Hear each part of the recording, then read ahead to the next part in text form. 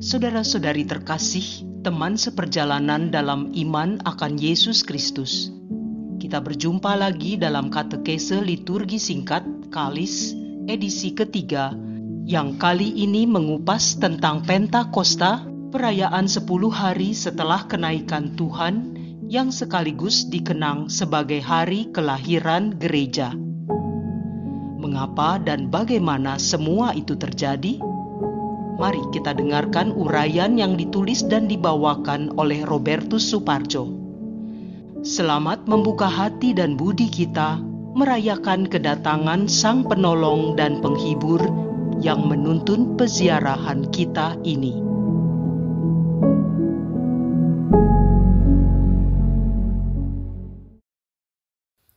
Pentakosta. Hari ini 8 Juni 2025 Gereja merayakan Hari Raya Pentakosta. 40 hari setelah Hari Raya Kebangkitan Kristus, Gereja merayakan Hari Raya Yesus naik ke surga. 50 hari setelah Paskah atau 10 hari setelah kenaikan Tuhan, kita merayakan Hari Raya Pentakosta. Pentakosta berasal dari bahasa Yunani yang berarti penta, 50. Pada masa Perjanjian Lama, Pentakosta dirayakan sebagai pesta syukur hasil panen. Pada hari itu Israel mengungkapkan rasa terima kasihnya karena berkat tuaian gandum dan sekaligus menyatakan rasa takut dan hormat kepada Yahweh. Dalam Perjanjian Baru, makna Hari Raya Pentakosta mengingatkan kita akan turunnya Roh Kudus yang dijanjikan Yesus atas gereja muda, yakni para murid Yesus bersama Bunda Maria, yang dengan tekun sehati dalam doa bersama menantikan kedatangannya sesudah Yesus naik ke surga. Pada hari itu para rasul yang semula takut dan bersembunyi di balik pintu-pintu terkunci, menjadi berani tampil dengan gagah di hadapan publik. Hati mereka berkobar-kobar. Mereka memahami dengan jelas misi perutusan Yesus dan seluruh peristiwa hidup Yesus. Yesus dan seluruh ajarannya menjadi hidup.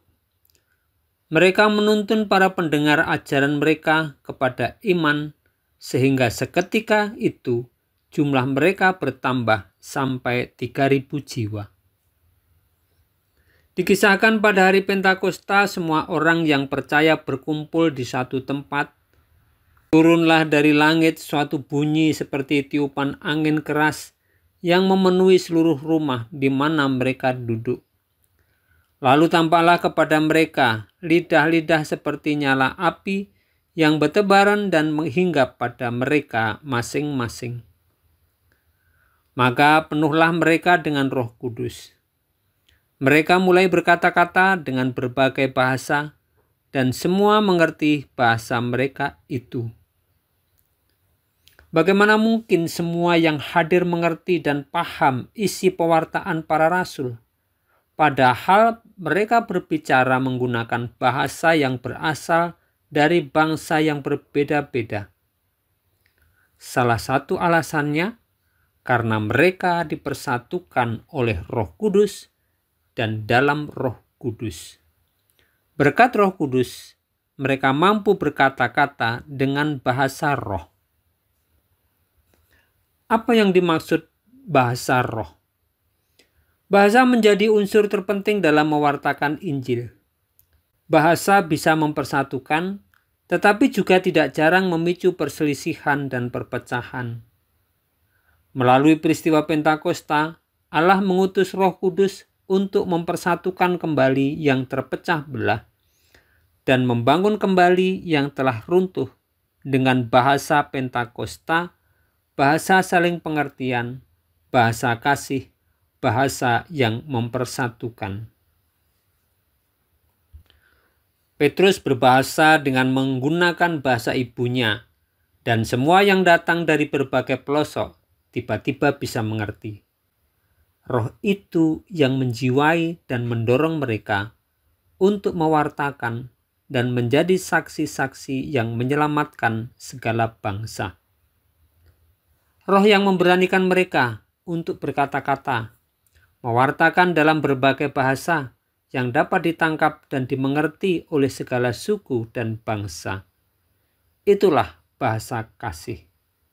Bahasa kasih itu memenuhi hati dan budi, menggerakkan, menyemangati, dan membarui.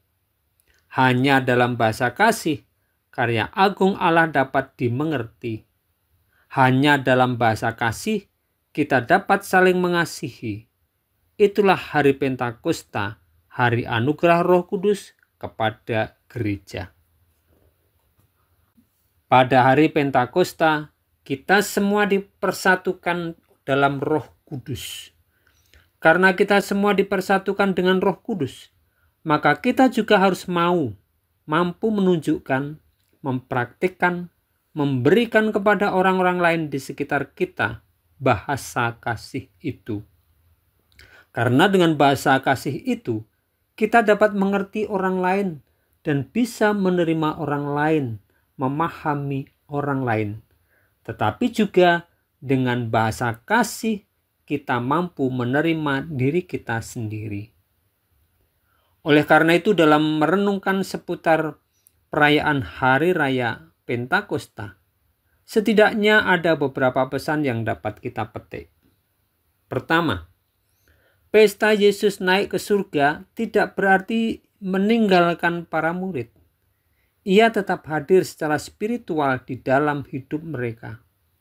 Dalam rohnya, sekarang kehadiran Yesus tidak dibatasi ruang dan waktu, tidak terbatas. Kapanpun dan dimanapun ia hadir. Dengan cara ini, Roh Yesus dapat melaksanakan karya penyelamatannya secara universal kepada siapapun tanpa batas. Setiap orang disapa olehnya atau oleh pengikutnya sesuai dengan bahasa suku dan bangsanya untuk menerima tawarannya, yaitu warta keselamatan. Kedua, Paulus menyatakan bahwa ada rupa-rupa karunia Allah, tetapi hanya ada satu roh. Ada satu tubuh, tetapi di dalamnya ada banyak anggota. Demikian pula gereja merupakan satu tubuh, tetapi banyak anggota. Maka Paulus mengajak kita untuk hidup menurut roh, bukan menurut daging. Karena roh itu yang akan memberikan kekuatan guna menjaga dan memperkuat diri sebagai manusia rohani. Ketiga, merayakan Hari Raya Pentakosta secara benar dan sungguh-sungguh berarti bersedia dan bertekad untuk hidup, bersikap, dan bertindak seperti para rasul. Para rasul bukan orang-orang yang istimewa, melainkan orang biasa. Namun karena kekuatan Roh Kudus, mereka berani melanjutkan dan melaksanakan tugas perutusan mereka sampai ke ujung bumi. Semoga dengan perayaan Pentakosta ini, kita semakin mampu menunjukkan bahasa kasih itu dalam hidup kita sepanjang hari.